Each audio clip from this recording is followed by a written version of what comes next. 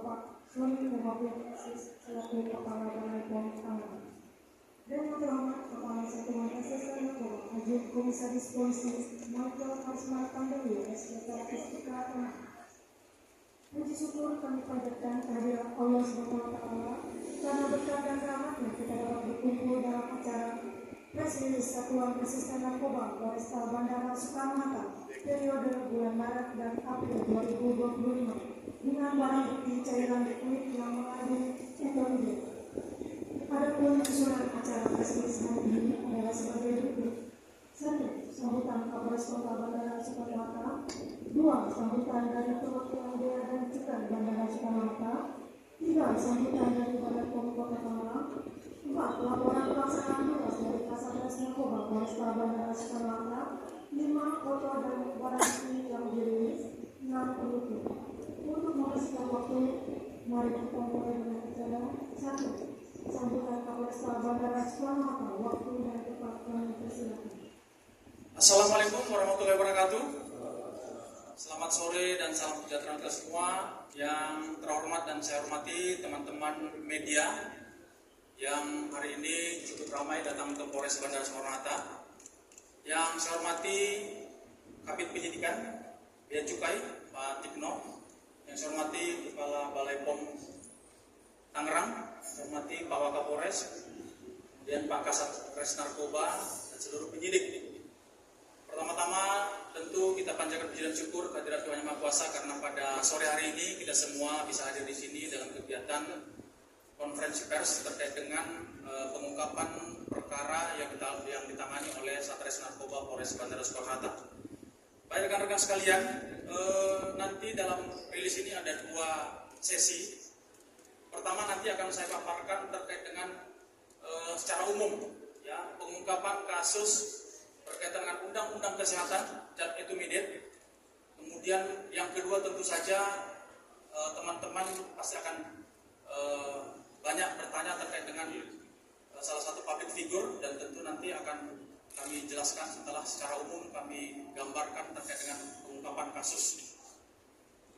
Bapak Ibu sekalian, rekan-rekan wartawan, perlu kami sampaikan bahwa dalam periode bulan Maret dan April 2025 Polres Bandara Soekarno-Hatta melalui Satres Narkoba berhasil melakukan pengungkapan perkara terkait dengan Undang-Undang Kesehatan yang terkait dengan zat etomidate. Dalam perkara ini ada 4 kasus atau 4 laporan polisi yang ditangani oleh Polres Bandara Soekarno-Hatta, di mana 3 perkara merupakan joint operation atau kerjasama antara Bea Cukai Bandara Soekarno-Hatta dan Polres Bandara Soekarno-Hatta, sehingga kemudian dari 4 perkara tersebut Polres Bandara Soekarno-Hatta berhasil melakukan penangkapan terhadap 7 tersangka. 7 tersangka itu terdiri dari 3 perempuan dan 4 laki-laki. 6 orang tersangka seperti yang tadi sudah ditampilkan di belakang itu telah dilakukan penahanan mulai dari waktu yang berbeda sejak bulan Maret ya. Dan kemudian 1 tersangka saat ini masih dilakukan pemeriksaan secara intensif di ruang penyidikan Satres Narkoba. Dari 4 perkara yang kita terima dan kita tangani, kita melakukan penyitaan terhadap barang bukti berupa zat etomidate sebanyak 881 pieces cartridge. Ini merupakan cairan vape atau rokok elektrik yang kita duga ini sudah mulai banyak dan sudah mulai ramai dikonsumsi oleh masyarakat khususnya di Jakarta. Dan tentu saja teman-teman bertanya kenapa Polres Bandara? Karena kita tahu Bandara Soekarno-Hatta ini adalah pintu masuk kedatangan dari luar negeri, dan semua barang bukti ini merupakan barang-barang yang didatangkan atau dibawa dari luar negeri. Ada yang dari Malaysia dan ada yang dari Thailand. Kemudian terhadap ke-7 tersangka yang sudah kita tetapkan ini, kita kenakan Undang-Undang Nomor 17 tahun 2023 tentang kesehatan, di mana dalam undang-undang tersebut menyebutkan bahwa setiap orang dilarang untuk memproduksi, mengedarkan sediaan farmasi yang tidak memenuhi standar. Itu termaktub dalam pasal 435, dan kemudian di pasal 436 itu lebih jelas disebutkan bahwa setiap orang yang melakukan kegiatan untuk mengedarkan terkait dengan sediaan farmasi berupa obat keras, itu yang kemudian dikenakan pidana paling lama 5 tahun dan denda 500 juta rupiah. Rekan-rekan sekalian, tentu undang-undang kesehatan ini berbeda dengan undang-undang narkotika. Undang-undang narkotika itu undang-undang nomor 35 tahun 2009, dan ini yang kita kenakan adalah undang-undang kesehatan terkait dengan memproduksi ataupun mengedarkan obat keras. Kenapa dia disebut obat keras? Tentu obat keras ini kita kategorikan sebagai obat yang bisa dibeli, bisa dikonsumsi, bisa digunakan harus dengan menggunakan resep dokter. Jadi kalau tidak ada resep dokter, tentu ini adalah bagian dari peredaran yang ilegal, dan tentu ancaman pidana yang seperti tadi yang kami sampaikan. Kemudian rekan-rekan wartawan, kami sampaikan bahwa dari 881 bisnis cartridge ini, kalau ini berhasil diedarkan atau dipasarkan atau diperjualbelikan ke masyarakat umum, itu dengan harga pasaran antara 3 juta sampai 4 juta. Jadi kalau rekan-rekan bisa melihat atau memiliki vape, itu ada cairan yang kemudian dipergunakan dalam rokok elektrik itu, itulah yang mungkin berisi kurang lebih sekitar 4 atau 5 ml cairan, itulah yang kemudian mengandung zat etimidin. Dengan nilai harga per cartridge sebesar 4 juta, maka nilai nominal yang bisa kita gagalkan dalam peredaran ini adalah kurang lebih sekitar 3,5 miliar. Dan kita asumsikan bisa menyelamatkan masyarakat untuk tidak menggunakan etimidin ini sebanyak 3.600 orang. Itu gambaran secara umum dulu rekan-rekan. Kemudian yang kedua, kami akan sampaikan terkait dengan public figure yang mungkin dalam beberapa waktu yang lalu teman-teman juga sudah banyak yang mengetahui.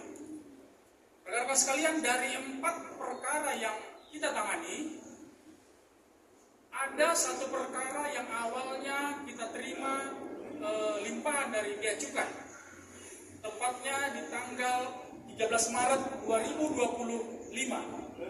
Pada saat itu, tugas Piket Bea Cukai berkoordinasi dan melaporkan ke Piket Satres Narkoba bahwa ada mengamankan penumpang yang baru tiba dari Malaysia yang kemudian membawa zat etimidin tadi. Kemudian dari hasil pengembangan, dari hasil penyelidikan, penyidik Satres Narkoba berhasil menangkap tersangka pertama, inisial BTR. Dari tersangka BTR kemudian berkembang kepada tersangka kedua, seorang perempuan inisial ER, 34 tahun. BTR inilah yang yang membawa masuk barang dari luar negeri yang kemudian diamankan oleh Bea Cukai. Kemudian dari hasil pengembangan BTR dilakukan pengembangan terhadap ER. Dari keterangan kedua tersangka inilah kemudian muncul nama JF yang dari hasil keterangan itu memiliki peran untuk pertama membuat WhatsApp group. Jadi mereka membuat WhatsApp group yang berisi para tersangka ER, JF, dan TBR dan TBR tadi. Disitulah mereka membuat grup untuk saling berkomunikasi dan saling mengatur bagaimana supaya barang caters ini atau etoimedet ini bisa masuk. Tentu menjadi pertanyaan, barang etoimedet ini berasal dari mana? Dari pengembangan kedua tersangka, kemudian kita berhasil melakukan penangkapan tersangka ketiga dengan inisial EDS. Jadi awalnya EDS ini berada di luar negeri, tepatnya di Thailand, dan dari pemeriksaan yang kita lakukan di dalam WhatsApp group, ternyata EDS ini juga masuk atau ikut menjadi anggota grup. Jadi ada 4 orang yang masuk dalam grup itu, inisial TBR, ER, EDS, dan JF. Kemudian dari hasil pemeriksaan barang bukti digital yang kita sita dari para tersangka, itu terlihat bahwa yang membuat grup WhatsApp ini dengan inisial WhatsApp grup berangkat ini adalah JF. Di dalam grup itulah kemudian dilakukan proses untuk membahas dan mengatur zat etoimedet ini dari Malaysia ke Jakarta. Kemudian disitulah diatur dan disiapkan tiket untuk keberangkatan dari Malaysia ke Jakarta. Kemudian dalam grup itu JF juga memberikan informasi terkait dengan tempat penginapan atau hotel di Kuala Lumpur. Kemudian dalam proses membawa ke Jakarta, JF juga melakukan pengawasan dan pengontrolan, karena memang di awal masuknya barang ini awalnya sempat dilakukan oleh pemeriksaan secara detail oleh pihak cukai, dan kemudian ada komunikasi di dalam grup ini bahwa barang atau zat etoimedet ini akan diurus sehingga untuk bisa dikeluarkan. Sehingga kemudian pada saat pihak cukai melakukan pemeriksaan, diketahui bahwa cairan tersebut mengandung zat etoimedet. Nanti mungkin dari teman-teman Kepala Balai POM akan menjelaskan lebih detail terkait dengan zat etoimedet tersebut. Kemudian rekan-rekan sekalian, dari hasil proses penangkapan tersangka pertama, tersangka kedua, tersangka ketiga, JF ini di tanggal 17 April sudah kita lakukan pemeriksaan sebagai saksi. Ini yang kemudian teman-teman pernah menanyakan apakah ditangkap di tanggal tersebut. Kami sampaikan bahwa di tanggal 17 April JF ini datang memenuhi panggilan penyidik untuk dimintai keterangan sebagai saksi. Kemudian dalam prosesnya 3 orang tersangka yang berkas perkaranya terpisah, ini kemudian kita kirim ke jaksa penuntut umum. Kemudian ada petunjuk-petunjuk yang harus kita lengkapi, diantaranya konfrontir antara ketiga tersangka dengan JF. Kemudian dari alat bukti yang kita terima dari pemeriksaan digital forensik dan pemeriksaan laboratorium forensik terkait dengan zat yang dikandung oleh zat di dalam etoimedet tersebut, maka per tanggal 3 hari Sabtu, tanggal 4 ya, tanggal 3 Mei 2025, berdasarkan hasil gelar perkara yang dilakukan oleh penyidik Satres Narkoba, tersangka JF ini kemudian ditetapkan sebagai tersangka dalam kasus Undang-Undang Kesehatan.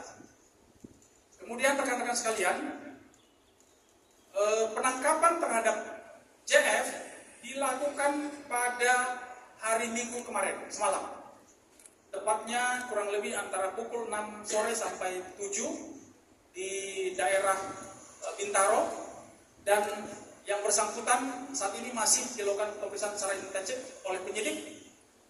Yang perlu kami sampaikan kepada teman-teman bahwa penjelasan dari pengacara bahwa setelah tanggal 17 yang bersangkutan juga kita sampaikan untuk datang memenuhi panggilan. Saat itu pengacara menyampaikan bahwa saudara Jeff ini sedang mengalami gangguan kesehatan dengan melampirkan surat keterangan dokter, dan memang dari hasil pada saat penyidik melakukan menjemput tersangka dari Serpong, dari kondisi kesehatan, dari kondisi yang bersangkutan memang terlihat masih dalam kondisi yang kurang sehat, tetapi yang bersangkutan kooperatif untuk memberikan keterangan kepada penyidik, dan kita masih memiliki waktu sampai jam 7 malam hari ini untuk mengambil keputusan apakah terhadap JF ini apakah dilakukan penahanan atau tidak dilakukan penahanan, tentu dengan mempertimbangkan segala aspek, ya, dengan mempertimbangkan segala aspek. Kami tadi juga tidak membawa ke yang bersangkutan ke sini karena memang dari kondisi fisik saudara JF ini masih harus melakukan belum boleh bergerak, belum boleh banyak beraktivitas, sehingga dengan kondisi dan aspek kemanusiaan saudara JF belum bisa kami hadirkan, dan mungkin teman-teman melalui humas tadi sudah menunjukkan bahwa yang bersangkutan saat ini berada di ruang pemeriksaan di Satres Narkoba di lantai 4 dan masih memberikan keterangan kepada penyidik. Mungkin itu yang kami sampaikan kepada rekan-rekan.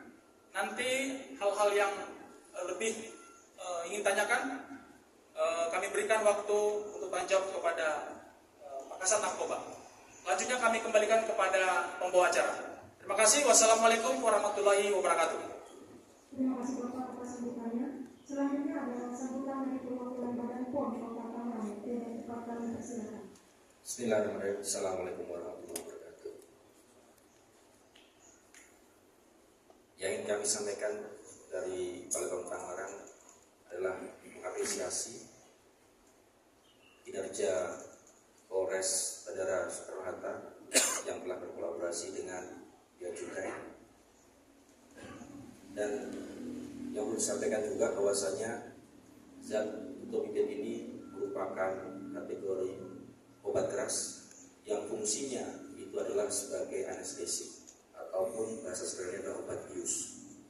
Jadi ini adalah sebuah penyalahgunaan obat bius yang harusnya dalam praktek penggunaannya dalam dunia medis adalah dengan pengawasan tenaga ahli yang memiliki keterampilan, yang memiliki kewenangan, akan tetapi dalam penggunaannya, dalam penyalahgunaan terkait vape ini, tentu saja hal ini membahayakan kesehatan masyarakat. Dan selanjutnya yang kami sampaikan bahwasanya obat keras sekali lagi tidak boleh digunakan tanpa resep dokter.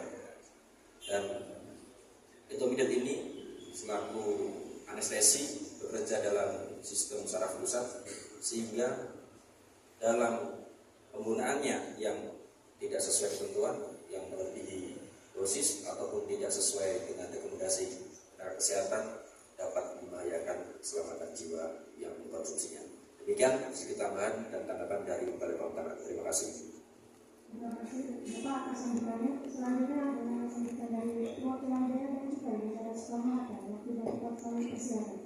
Bismillahirrahmanirrahim. Assalamualaikum warahmatullahi wabarakatuh. Yang saya hormati Pak Kapolres, Pak Wakapolres, Pak Kasat Res Narkoba, Pak Kepala Balai